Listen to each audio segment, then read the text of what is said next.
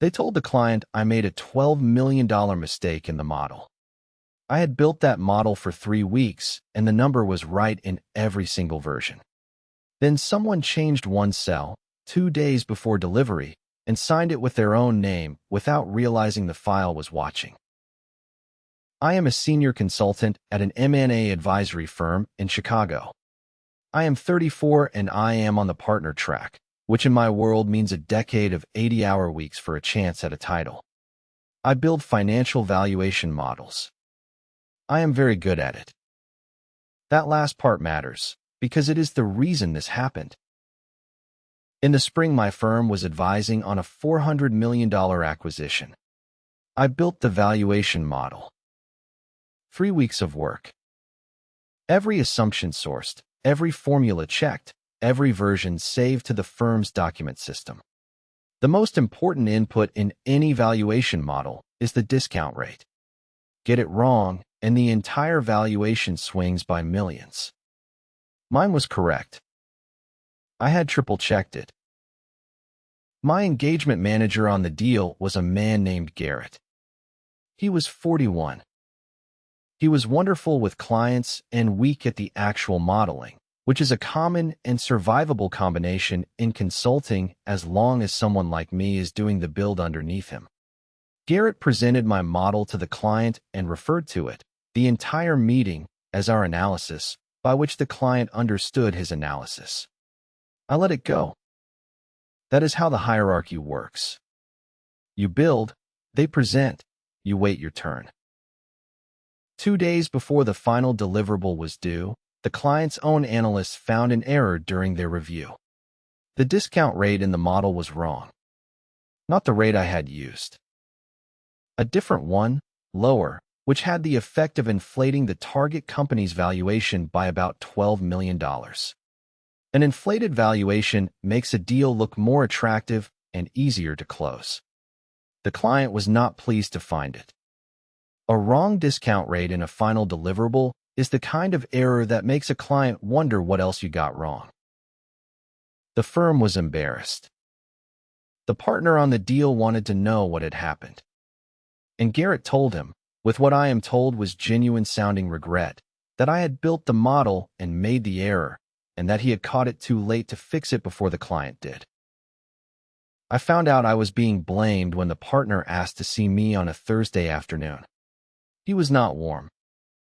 He told me the client had lost confidence in the engagement team, that a $12 million valuation error was a serious matter, and that he needed to understand how a senior consultant on the partner track had let it happen. He used the phrase, "This is the kind of thing that defines a career." He was right. He just did not yet know in which direction. Here is what made it hard. I knew the rate was right when I finished. But the model was a shared file. Garrett had presented it, so in the partner's mind it was Garrett's deal that I had supported underneath.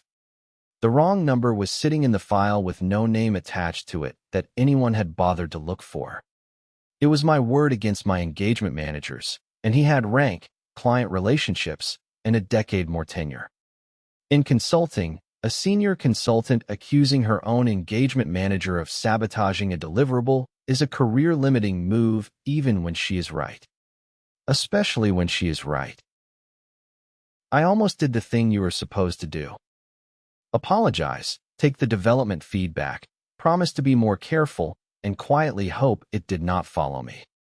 I sat in that partner's office and I felt the entire decade tilt. And then I thought about the file. Our models do not just live on someone's laptop. They live on the firm's document management system, which keeps a complete version history of every file, every save, every change. And critically, every individual cell edit is logged with the user ID of the person who made it and the exact timestamp. The firm keeps this history indefinitely. Not for employees. For malpractice liability. When a client sues an advisory firm over a bad model, the first thing the lawyers pull is the file history. The system exists to protect the firm. It does not know or care who it protects within the firm.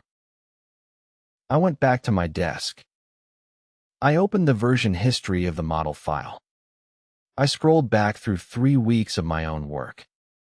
There I was, building the model, day after day, under my user ID. And in every single version I saved, the discount rate cell held the correct value. I watched my own correct number persist through 40-some saves. And then the saves stopped being mine. I want to describe the next few seconds precisely, because I have thought about them many times since. I was scrolling through the version list looking for the moment the number went wrong, and I was bracing myself, honestly, for the possibility that I had made the mistake after all. That is what fear does. It makes you doubt the work you know you did. I had built that model with my own hands, and I was still, in that moment, prepared to discover I was the one who had broken it. I scrolled to the last version I had saved. The rate was correct. I exhaled. Then I found the edit. 2 days before the deliverable. 6:52 in the evening. A single change to the file, made under Garrett's user ID. The change touched exactly one cell. The discount rate. It changed my correct value to the wrong one, the one that inflated the valuation by $12 million. And it changed nothing else in the entire model. One cell. One editor. One timestamp. After I had finished my work and gone home, he had opened the most carefully audited type of file in the entire firm, made the one change that would create the error, and saved it under his own name, because it had genuinely never occurred to him that the file was keeping a record of who touched it. He was good with clients. He was not good with systems. I did not confront Garrett. There was no version of that conversation that helped me. I did not go back to the partner, who already believed Garrett, and would have heard my version history as a desperate analyst building a conspiracy theory to save herself. I exported the complete version history of the model file to a PDF. I sent it to the firm's general counsel. General counsel is the office that handles client malpractice exposure, and it reports independently of the consulting partners. I wrote one sentence. I said, given the client's concern about the valuation error, I want the firm to have the complete edit history of the model file on record. I attached the PDF. I sent it. I went home. A single cell edit to a discount rate, made under an engagement manager's user ID, 2 days before a deliverable, that inflated a valuation by $12 million and touched nothing else in the file, is not a thing that has an innocent explanation. General counsel understood the document the moment they opened it. They did not need me to narrate it. The file narrated itself. Garrett was gone within 3 weeks. The firm characterized it as a departure to pursue other opportunities.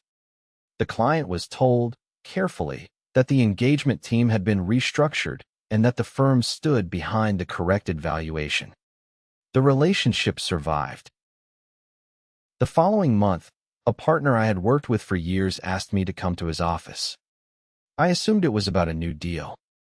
He told me to sit down. He told me the firm had been watching how I handled myself over the past several weeks, and that they wanted to accelerate my path to partner. I sat down.